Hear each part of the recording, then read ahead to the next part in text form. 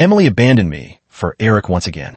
This time, it was at our wedding. Watching her retreating figure, a sudden electronic voice echoed in my mind. This is the 100th time the female lead has abandoned you for the male supporting character. Would you like to stop being her male lead? Yes, you can choose a new male lead for the female protagonist. Eric, since this childhood sweetheart pair can't let go of each other, let them be locked together forever. One, because you were bound by the system as the male lead. For Emily, no matter what she does, you will ultimately choose to forgive her. Now you are free, the electronic voice continued. Can she buy me again? I asked. No, she no longer has the right to change the male lead. When the conversation ended, I felt an overwhelming clarity, as if clouds had parted to reveal the sun. Looking at the chaotic scene of relatives and guests below the stage, I steadied myself and took the microphone from the hostess' hand. I regret to inform everyone that the wedding cannot proceed as planned. My apologies for this embarrassment. The crowd fell silent. Just now, Miss Emily announced the wedding would be postponed. I disagree. From this day forward, our engagement is terminated. Henceforth, we shall each go our separate ways in matters of marriage. In the vast banquet hall, another wave of uproar followed the bride's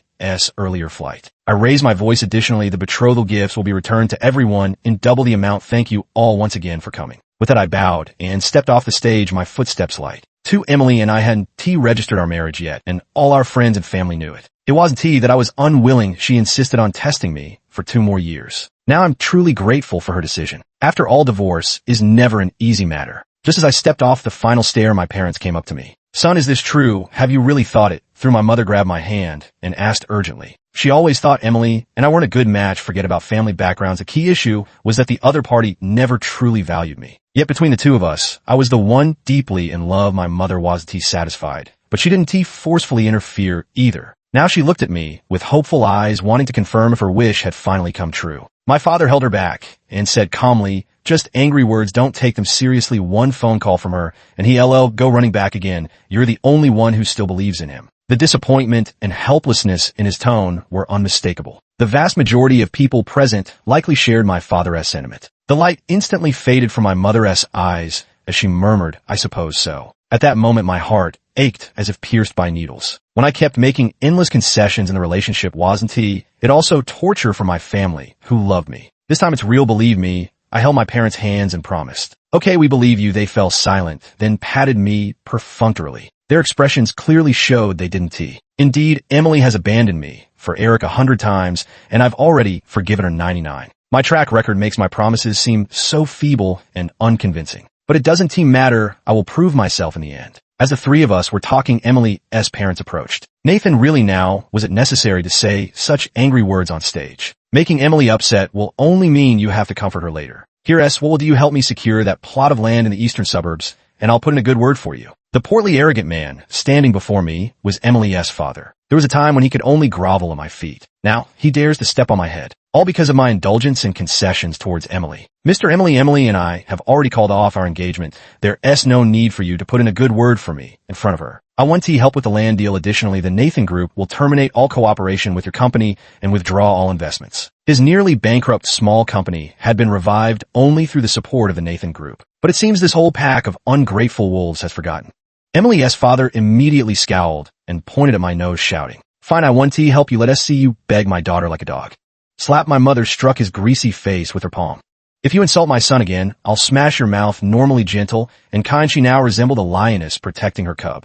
I'm just stating facts. How is that an insult? Hasn't your precious son been doing exactly that all these years? Emily's father didn't dare retaliate physically, but kept sneering. No matter how rich or powerful you are, with a lovesick fool for a son, I can trample your dignity underfoot whenever I please. I stepped forward and dislocated his jaw with one move, glaring into his eyes. Get out. He stumbled backward in fear, supported by Emily's mother, who looked at me with contempt and certainty. We'll be waiting for your family of 3 to come and apologize. With that, she took Emily's father by the arm and strode away. My parents looked at me in surprise, then warily said, We want to go apologize with you. Neither will I, swore to the light. They fell silent. Just after seeing off a group of guests, my assistant approached President Nathan. Should we have the PR department handle the trending topics and online public opinion? I checked online. This wedding has become the talk of the town. Several related topics are trending at the top of the hot search list. Emily, the runaway bride. Emily abandons Nathan for Eric at wedding. Nathan announces termination of engagement with Emily. Emily's fans burst into laughter. Serves him right. That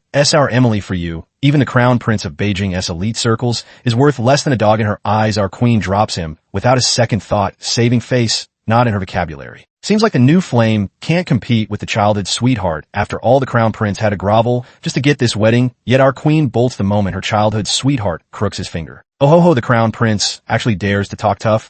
I bet within 3 days, he'll be on his knees begging for my forgiveness, Emily. Poor crown prince, after all these years, he never even got official recognition, just earned himself the reputation of a simp. I, Emily, am truly formidable. Emily was right not to get legally married. She can walk away anytime she wants, even with all those important figures at the wedding. My sister still does exactly as she pleases. What S.A. crown prince worth anyway in my sister's eyes? He.S. just a plaything. Emily is truly living the ultimate female power fantasy. The screen was flooded with such comments. Though Emily was clearly in the wrong, her fans cleverly played the feminist card to make their idol invincible in the argument. Amidst the chaos, some neutral observers chimed in. Fans don't need to be so arrogant. Your idol only got this far because the young master poured money to pave her way with her average looks and mediocre acting skills. She'd never have made it otherwise. The fans immediately lashed out. Get lost. Emily got to where she is today entirely on her own. Stop trying to glorify some stinking man. He.S. only ever held my sister back. Like idol, like fans, equally ungrateful and forgetful. I was the one who elevated Emily from an unknown in the entertainment industry to a rising star. I can lift you up, and naturally I can bring you down. Don't handle the online comments, leave them,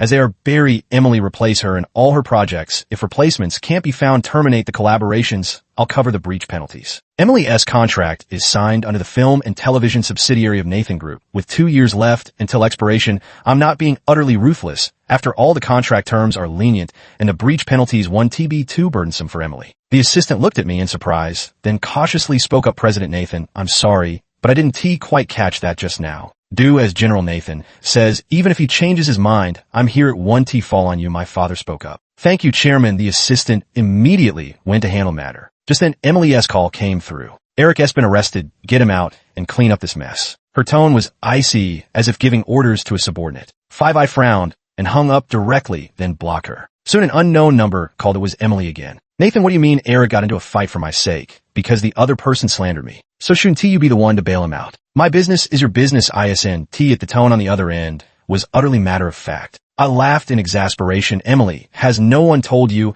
I've already publicly announced the termination of our engagement? The line went silent for several seconds before the response came. Nathan, I was wrong to leave you at the wedding. But you know how Eric gets when he's drunk. He fights to kill. I'm the only one who can stop him. Just bail him out today, and later we'll make it up with an even grander wedding. Oh, and Eric punched the youngest son of the Nick family. Could you smooth things over? I'm worried about retaliation. In the past, no matter how angry I was, a few words of coaxing from her would instantly extinguish my rage, leaving only heartache and self-reproach. But now my heart remains utterly calm. I've truly broken free from her control. None of my damn business, I responded inelegantly before hanging up the phone. I looked up to find my parents staring at me with intense gazes. Nathan, you really? My mother's eyes were full of anticipation. My father quickly pulled her back. Don't rush, let us wait and see. It hasn't even been a full day yet. Watching their hesitant expressions, wanting to believe, yet afraid, to my heart ached with bitterness. Two people who were once decisive and ruthless in business are now trembling with fear because of me, because they love me. 6. I've looked into the incident where Eric got into a fight. He didn't attend today's wedding, instead drowning his sorrows at a bar. This is understandable. The love of his life got married and the groom wasn't him. But when this guy heard someone at the next table say my marriage with Emily was a case of marrying up for me and marrying down for her, he went berserk and rushed over to throw punches. A nearly 30-year-old man beating up a kid who just became an adult. Given how protective Nick's family is of their golden boy, he's going to pay for this later. Emily didn't call again. She just sent me a text message. Nathan, I'll give you 1 day to think it through. If you don't help Eric, we're breaking up. This was her usual tactic. I ignored her. That evening, news about Emily's film and endorsement replacements began spreading across forums. Her fans started panicking. What's going on? Is Nathan serious this time? He's actually starting to mess with Emily's resources. Big sister got shelved. Kinda scary. Though I hate to admit it was Nathan who built Emily up. Of course, our sister's own talent played the biggest part. She made the most of the opportunities given. At exactly midnight, Emily posted on Weibo, what doesn't kill me will only make me stronger. The fans instantly got pumped up, as if injected with adrenaline, coming back to life on the spot. As expected of my queen, she's fearless, standing on her own, gives her that unshakable confidence. Just became a fan. This queen is so badass, I'm totally in love. Haha, the queen has spoken. No need to worry, fans. Just keep up with her pace. We're her strongest support system. I smiled at their naivety. People who been sheltered in the greenhouse for too long ought to witness the true ruthlessness of the entertainment industry. Emily came to find me 3 days later. I thought she'd hold out for at least a week. I overestimated her. Nathan, what do you mean? In the conference room, she coldly confronted me in front of everyone. I sized her up, petite figure, slightly dark-skinned features that could only be described as plain.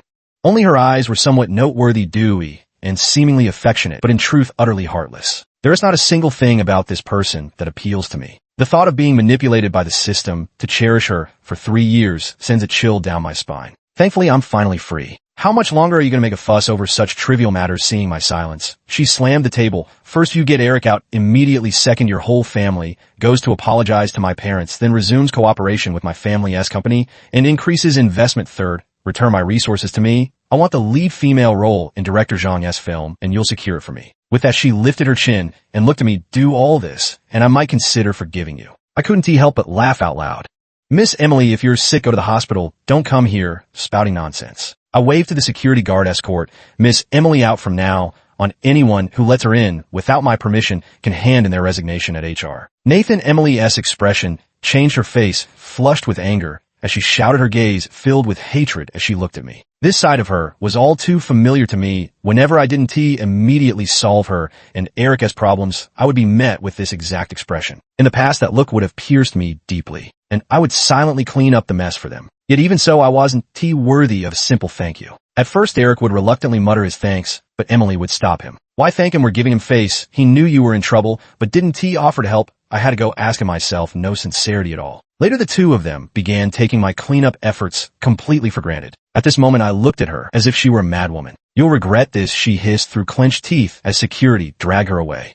I smiled. The one who regret it, isn't me. That evening after work, my mother personally cooked dinner for me. My dad opened a bottle of wine. Not bad, you've lasted 3 days. That calls for a celebration. I massaged my temples. The road ahead was long. Changing people's perceptions wouldn't be easy. On the 8th day, when Eric was released from detention, Emily went to pick him up personally. Someone filmed it and posted the video online. In the video, Emily fusses over Eric with tender concern, her eyes filled with heartache. At the end of the clip, she links arms with him, flirting and bantering as they get into the car, like a pair of lovey-dovey sweethearts. Fans in the comments are going wild. So sweet, childhood sweethearts are just the best to ship. My sister's eyes are truly filled with love. She never looks at the young master with such an expression. This is hilarious. My sister puts on all sorts of cold and disdainful faces for the young master, but acts like a love-struck girl around her childhood sweetheart. Sis, wake up and see your own heart. It's not Nathan you love, but Eric. As expected, love is like a cough. It can't be hidden. The young master is out of the game, waiting for these two to make it official. Such comments used to stick in my throat like a fishbone.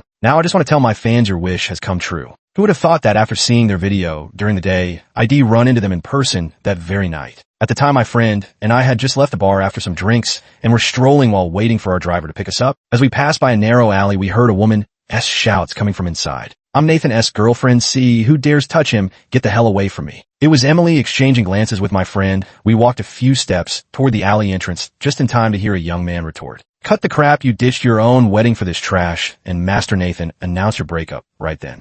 Step aside. This has nothing to do with you. We're only here to settle scores with Eric. Nathan and I have gotten back together. He'll be here soon to pick me up. I dare you all to stay if you have the guts. Emily lied with such shameless conviction. Under the dim yellow light, several young men who looked like troublemakers exchanged uneasy glances. Seizing the opportunity, Emily knelt beside the groaning Eric on the ground, tenderly caressing his face with tears in her voice. Bro, it's okay. Once Nathan arrives, we'll take you to the hospital. My already chilled heart grew even colder. In 3 years together, Emily never shed a single tear for me. Once during a car accident, I shielded her and ended up with a bloody head and several broken ribs. Even so, her first reaction was, you did this voluntarily. Don't you dare use it to guilt trip me later. While I lay in the operating room between life and death, she completely unharmed went to celebrate Eric's birthday instead. My mom couldn't swallow her anger and called her. She replied, I'm not a doctor. What's the point of waiting outside? Eric has no one else but me. What's wrong with celebrating his birthday? There was no concern, let alone heartache, only indifference. After that incident, when my parents learned I still intended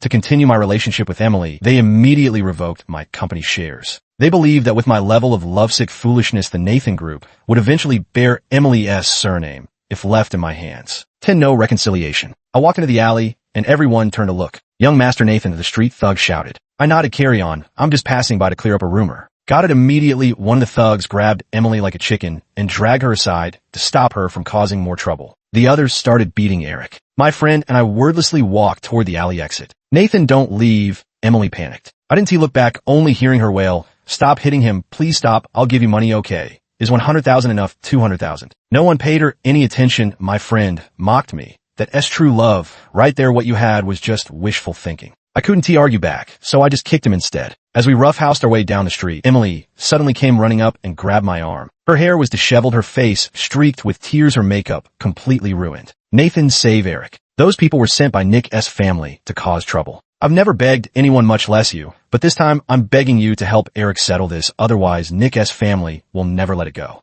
I sneered. In the past, she never needed to beg others because I was there. Not asking me for help means she can just boss me around without needing to lower herself or even ask properly. Watching her grovel for Eric's sake, I finally voiced the question in my heart. If you care about Eric so much, why aren't you with him? Her response was actually a smug smile. Nathan, you're still jealous. After all, don't worry, I'll definitely marry you. Eric is just like a brother to me. Her disheveled appearance was truly unattractive, and her smile made it even worse, adding a touch of horror under the dim yellow streetlights at midnight. Goosebumps rose all over my skin, and I had no intention of engaging with her. I want help with this. Also, stop pretending to be my girlfriend, and I will never marry you. Emily's smile froze on her face. After a long pause, she said, Nathan, you will marry me. I snorted with laughter, wishful thinking.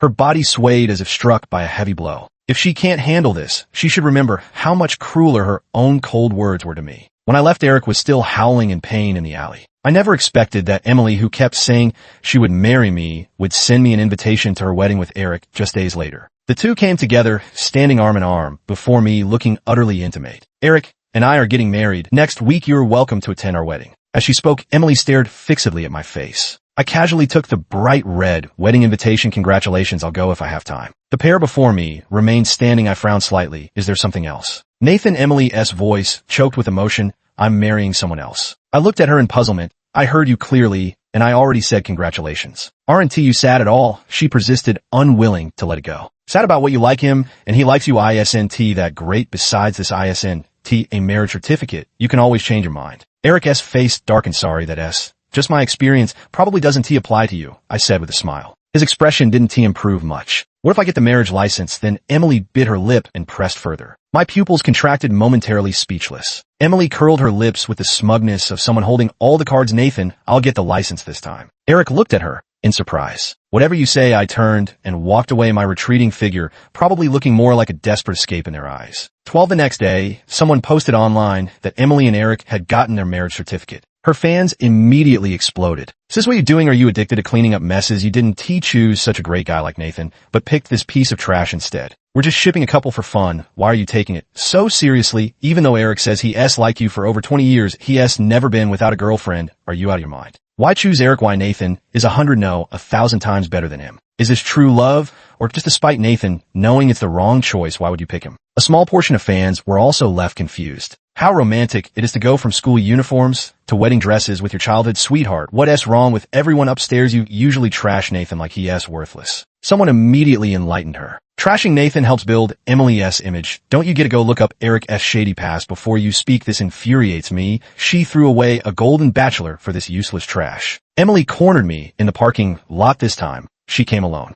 Nathan, I'm really married this time. She showed me the marriage certificate. Congratulations on getting what you wanted. She stared at me intently, trying to find a trace of regret on my face, but there was none. Panicked, she muttered to herself, why is this happening? It shouldn't be like this. That day you clearly let us both live our lives well for now on. Don't come looking for me anymore. Your lover wouldn't be happy about it. The two of you are truly well matched. No, Emily shook her head desperately, her eyes bloodshot. He is completely unworthy of me. He smokes, drinks, heavily sleeps around, stirs up trouble every day. He a good for nothing who can't even support himself. So she was aware of Eric's flaws all along. Yet she used to love saying to Eric right in front of me, how could Nathan possibly compare to you? She spoke while shooting me a disdainful glance, not even bothering to hide her contempt. Nathan, Emily's tone softened. We're the perfect match. I only helped him out of pity. Marrying him was just to provoke you. She grabbed my arm and pleaded, I'll divorce Eric right now. I want to see him or help him ever again. Nathan, can't we just go back to how we were before? She held onto my hand tightly. I turned my head away in disgust, just in time to see Eric standing not far away, fists clenched and veins bulging on his forehead. Everyone knows you love him, you just haven't realized it yet, I said, smiling down at Emily. No, you're the only one I love. She defended herself through tears. Just then, Emily's parents rushed over from the side. Son-in-law, let us talk things over at home, they said with ingratiating smiles, their former arrogance at the engagement party completely gone. I pointed wordlessly behind them. Your son-in-law is over there, don't call the wrong person. Emily's father glanced back at Eric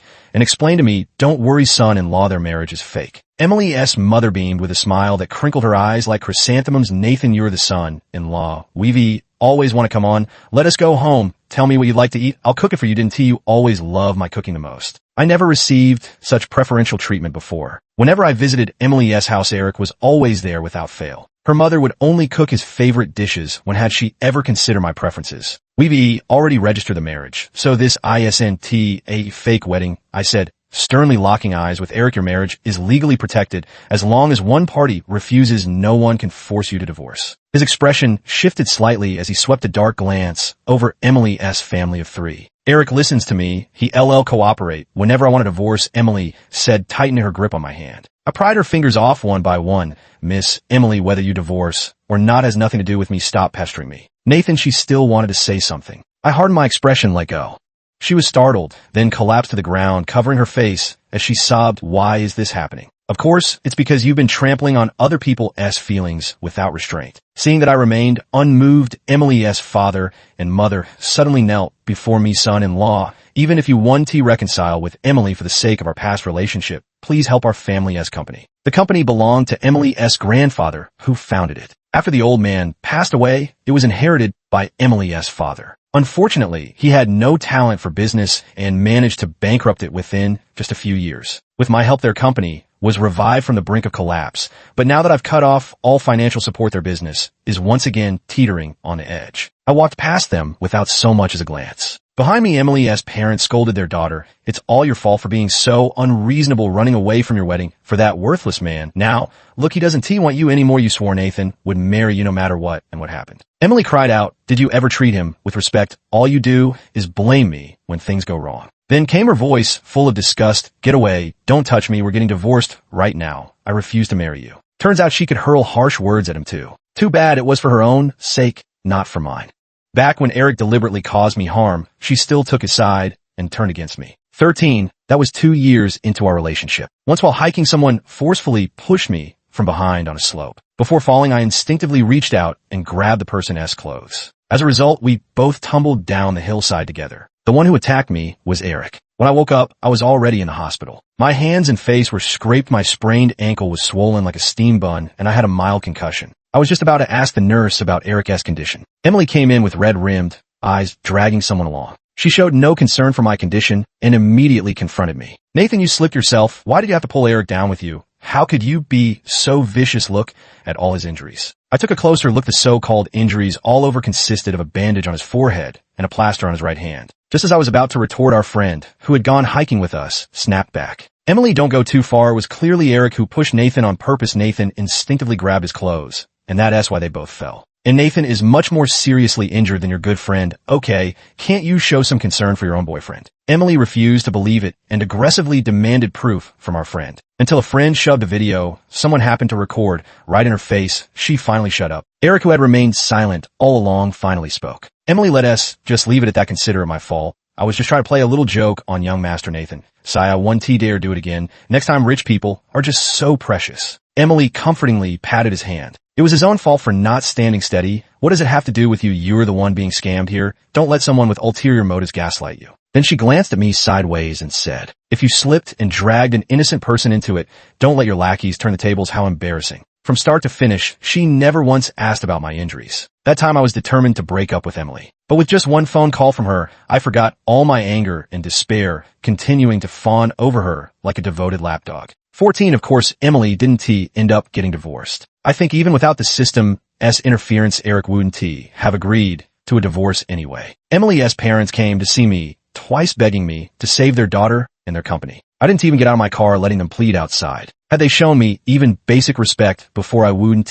have gone this far. All their current regrets are nothing but payment for their past arrogance. Emily S. fans flooded my Weibo begging me to win their sister back. Now, they're suddenly singing my praises as if they weren't the ones who tore me to shreds before. Fans from other fandoms screenshotted their hypocritical flip-flopping to mock them. Nothing beats watching this kind of karma, so satisfying. My parents were completely convinced of my determination to break up. In my joy, I gave bonuses to all employees and also returned my shares to me. 15 after the company rejected several resources looking for Emily, she finally came to discuss the termination of the contract. I had someone bring her into my office. When we met again, she was polite and courteous, speaking much more softly. I handled the matter professionally without unnecessary words. The termination procedures were quickly completed. As I stood up to leave, Emily suddenly said, "Excuse me, I need to use the restroom." Then he headed straight for the lounge in my office. I frowned and stopped the legal and finance staff who were about to leave, sensing something was about to happen. After about 10 minutes, there was still no movement from inside. I asked the finance girl to knock on the door, but there was no response. It was locked from the inside. My heart lurched as I kicked the door open. The accountant behind me let out a piercing scream. Inside the room, Emily lay on the bed, her blood staining the pale sheets. She had slit her wrists and was already semi-conscious. Apparently, she still hadn't given up. After giving her basic first aid, I took her to the hospital and waited for her to wake up. Emily opened her eyes in the hospital bed, saw me, and large teardrops began rolling down as she reached out to grab my hand. "Nathan, let us get back together. I love you, and you still love me too, don't you?" I dodged, looking at her pale face. "Mrs. Eric, let us end this. I no longer have any feelings for you. Hurting yourself won't change anything." This time she really went all out in harming herself. But so what, such tactics only work if I still had lingering affection. "Why you used to love me so much?" before she asked in a mournful voice, her face growing even paler. "You said it yourself in the past, love can wear thin. When you repeatedly chose Eric over my well-being, you should have foreseen this day. No, you should forgive me. You always forgive me, no matter what I do to you." I had no patience to argue with her and dropped the biggest bombshell. "I won't forgive you, nor will I stay with you, because Eric is your male lead." Her eyes widened, instantly trembling with terror as she stared at me. "No, you're my male lead. It's always been you. I changed it for you on the day you ran from the wedding. Don't mention it." I waved my hand with a smile. All the previous gloom swept away. She froze for a moment, then let out a hysterical scream. "Why can't it be change? You're lying. Change it back, change it back." She must have been talking to her system. As I left the hospital room, I brushed past Eric. His eyes were bloodshot from a hangover, his body reeking of alcohol, cigarettes, and heavy perfume. Soon the sound of shattering glass was followed by Emily S. scolding, "What are you doing here? Get out." Eric responded with a careless smirk, "I'm your husband, aren't I? How could I not come check on you? Seems like you're fine. How about giving me some more money to spend?" 16. The next time I saw Emily was at a cocktail party. She completely abandoned her aloof and elegant persona, openly flattering those directors and producers. Circumstances can truly change a person so much. After leaving the hospital, though, I didn't pay special attention. I still heard bits of news about her. After terminating her contract, she established her own studio. Without my blind support, her resources took a nosedive. Eric actually became her agent. This guy has no experience, no skills, and no principles, only self-interest matters. Originally, Emily could still secure decent resources based on her popularity, but the scripts Eric got for her were all terrible just for the money. Of course, it takes two to tango. After all, Emily had to agree to them in the end, didn't she? Naturally, the results were flops that got mocked. After several consecutive failures, Emily could only land supporting roles as second or third female leads in low-budget web dramas. She couldn't accept defeat, so she organized a film production herself, only to lose everything in the end. She even sold her house to cover the losses. Her family's company had already declared bankruptcy before that. After consecutive failures, Emily started frequenting various drinking parties, searching for someone who could help her make a comeback. At first she tried to hide it, but later she didn't even bother concealing it. She was frequently photographed traveling intimately with different men or entering and exiting hotels. Her dwindling number of fans kept counting down to the end of her marriage. Even worse, some tactless people persistently urged me in my Weibo comments to win Emily back. Just kidding, this loving couple was locked together by my own hands. No one gets to break them up, not even me. Nathan, long time no see. I had just finished entertaining a group of people when Emily sat down beside me. Her eyes and brows carried traces of hardship, and upon closer look there were bruises on her face. Rumor has it she and Eric have hospitalized each other several times. "Long time no see," I replied politely, then fell silent. After sitting for a while, a waiter came over with a tray. Emily reached out and took the only 2 glasses of wine on it, handing one to me. Let us have a drink. I took it, but didn't drink. What's wrong? Don't tell me you're afraid. I drugged it. Don't worry, I'm not interested in men anymore. She clinked her glass against mine and downed her wine in one gulp. I showed her the video on my phone. Her face turned pale, then ashen. In the video, she was pouring white powder into a wine glass. I handed the glass to my assistant beside me. Get this tested. Emily rushed forward to snatch at her voice, suddenly ringing through the hall. See how easy it is to destroy someone just by making her accompany me to a dinner party, getting her to drink a few more glasses, then asking those men to take her home. And she jumped off a building. What's the use of acting talent when your life is gone? Meanwhile, I still have endless possibilities. Sophia, don't blame me. All right, who told you? The producer suddenly changed his mind and wanted you for the role I worked so hard to get. The entire room was stunned. Sophia was Emily's close friend and also an actress, though her career had never really taken off. A month ago, she had suddenly jumped to her death. No one could have imagined her death was connected to Emily. At this moment, Emily's eyes flashed with malice as she gnashed her teeth. Eric, speak of the devil. Eric emerged from the crowd, his face filled with undisguised hatred. Emily, never thought I'd make it back. Did you? Trying to kill me? Wasn't so easy. Leaning on a crutch, his head wrapped in bandages, the exposed skin on his body was covered in scars. Emily lunged at him like a madwoman, dropped dead. The onlookers watched as the two fought viciously with no one stepping in to intervene. The Sophia incident completely ended Emily's acting career. Even her few remaining fans turned against her. The drug in the drink she handed me was hallucinogenic. When I got the test results, my friend patted me on the shoulder and said, "Good thing you were prepared. Congratulations on escaping that pit of fire." Yes, congratulations to me. Let those two torment each other. By the way, at the cocktail party, that mutual brawl left Emily disfigured and blind in both eyes. No, she no longer has the right to change the male lead. 17 later, Emily's parents exposed Eric's domestic violence against their daughter online. The comment from netizens were strikingly unanimous. Serves you right, every villain meets their match. Emily and Eric became a bitter couple, tormenting each other, yet unable to part. Meanwhile, I took full control of the family business and met a woman who was both my social equal and a true kindred spirit. After 2 years of dating, we held a grand wedding. A perfect wedding. Nathan, congratulations, you've met the right one. The long-absent electronic voice suddenly spoke up. You two will be a loving couple growing old together, living a blissful and fulfilling life. The end.